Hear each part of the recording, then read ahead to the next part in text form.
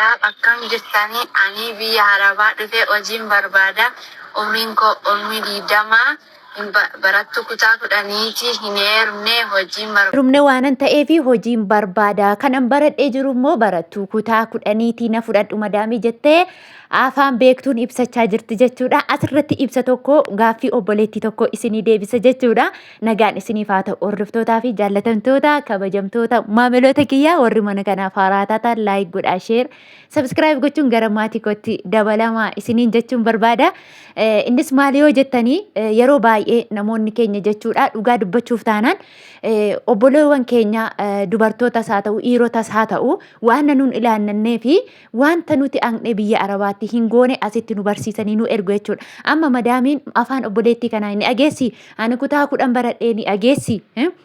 Akkasumas immoo ani hin heerumne maaltu galche waa'ee heeruma hojjetachuun barbaada maal beekti madaamiin namoonni tokko tokko jechuudha maallaqa isaanii asirraa si harkaa fudhatanii si gaggeessuu irraa kan hafe maal akka ati taatu borummoo biyya Arabaa deemtee rakkoo maaltu akkasi mudatuu fi dadhabbina kam keessatti akka ati kuftu si barsiisu otoo hin taane akka ati kuftee hin kaanetti si gaggeessu jechuudha. Dhugaa dubbachuuf taanaan akka ati kuftee hin kaane hin bayyananne akka ati nama hin taaneefiin akka ati doofaa taateetti akkasitti si gaggeessu jechuudha. Gaafa dhaqxu namni afaan tokko lama si barsiisee si ergu hin jiru jechuudha. Faallaa isaanii si barsiisu. Gaddamma fakkeenyaa fi nama kaleessa biiroo geessinee COC barsiisuu waa'ee COC baratu jechuudha. Waan biyya Arabaatti hin agarree fi waan isaan asitti barsiisan dhugaa dubbachuuf faallaa waliiti jechuudha. Garuu maallaqa fudhachuuf immoo tokkoffaa irratti kan gabagabamaniitiin jechuudha maallaqa fudhachuuf ariifatu. Akkasuma namoonni tokko tokko maal akka dhaqnee jennu biyya sanatti maal akka damdamannu maal akka goonu otoo nu barsiisin amala isaanii hojii isaanii waqtii hirribaa kaanuu fi waqtii hojii maal jennu illee hin barsiisan jechuudha. Fakkeenyaaf jechuudha obboleettiin tokko maaloo nan si barbaada abeeyaan karaa naan jennaaf koomentii jalatti kootu karaa feesbuukii na gaafadhu waan barbaaddeen jedhe sagalee naa keessa imimmaashee waggoote boose jechuudha. Sagalee namaa asirra hin fidu garuu naazansiiste obboleettiin sun maal seetanii ani erga dhufeetii ji'a lammaffaadha jettee biyya Saudi Arabiyaa ergan deemee ji'a lammaffaa fixeetiin jira.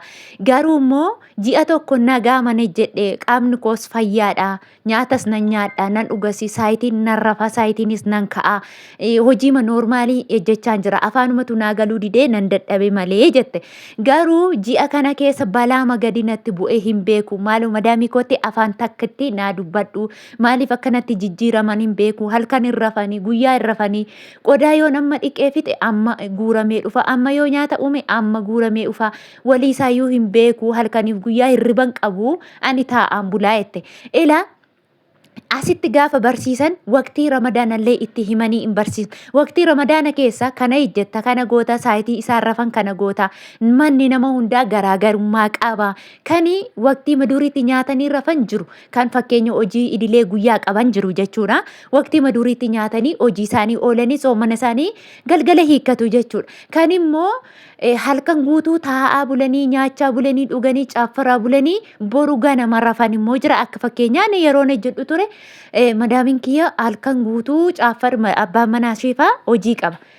Guyyaa soomasaa hiikkatee ka'ee deebi'ee rafee ka'ee ammas takka taa'ee ammas deebi'anii rafu ammas fajira kaasnee nyaachisnee deebi'anii xiqqoo rafanii saayitii hojiin ga'utti immoo deebanii hojii isaanii haqu jechuudha. Ani immoo isaan normaaluma wajjiniin qaxxitaa taa'aa buleen barii marafa jechuudha. Isaan kun daldaalonni jechuudha. Asitti waan kana takkaa gurra hin buusan. Obboleettiin kun maaliin atti jijjiiramte madaamiin kiyyaa jette malee ramadaanatu jira.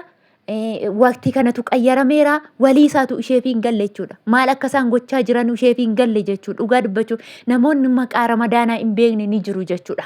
Biyyuma Arabaa deemuudhaaf maqaa ramadaanaa kan hin beeknetu jira jechuudha. Kanaaf namoonni baay'een akkasumatti barsiisanii akkasumatti hin geessanii asitti illee intervuu godhanii akka kanatti madaamiitu fudhatamoo akka kanatti obboleettii kanatu deemamoo maaliif maallaqa namaa nyaatu dhugaa waaqayyo namoota akkas akkasii irratti hejjedhaa dhugaan siniin jira.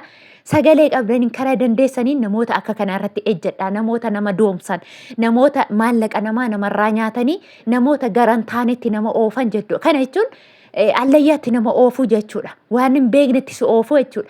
Kuni ofumaa si goyyomsu malee namni waan kana dhaga'uu hin jiru waan ta'eef bilaasha obboleetti kana dadhabsiisu jechuudha. Hin deemta, hin si ageessi, hin si falatti jiru. Akkaataa isaanitti intervuu godhanii viidiyoo waraabanii onlaayinii irra godhan.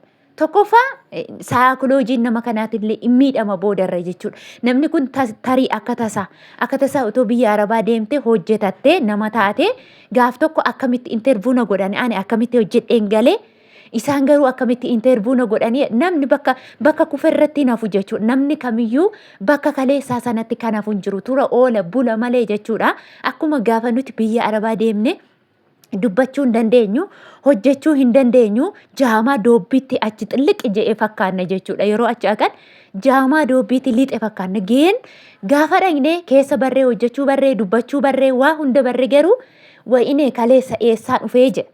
Ofii keetiin ofii kee deebistee of taazabda.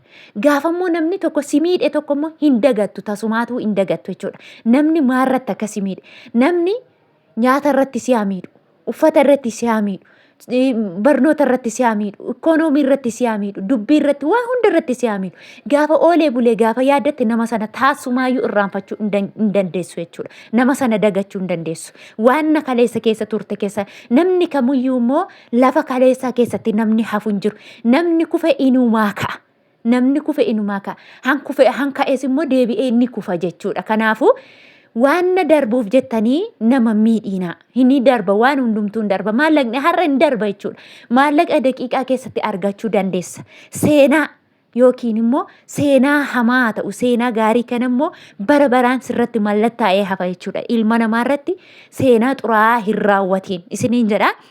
Namoota baay'ee obboleewwan keenya akka kanaan haala kanaan joonjessanii burjaajessanii haala baay'eetiin akkaataa isaan itti barsiisaa jiran jechuudha. Dhugaa dubbachuuf baay'ee nama garrama. Maallaqa isaan irraa fudhachaa jiranii fi haala isaan itti barsiisaa jiranii fi akkaataa isaan itti ervuu godhanii barsiisanii biyya Arabaatti erganii obboleewwan keenya lama toon buliin torban ji'a utoon gahiin asii as boo'anii as maraatanii nan bade maaloo kana jedhanii kan saayikolojiin isaanii miidhamu warreen akka kanaati jechuudha.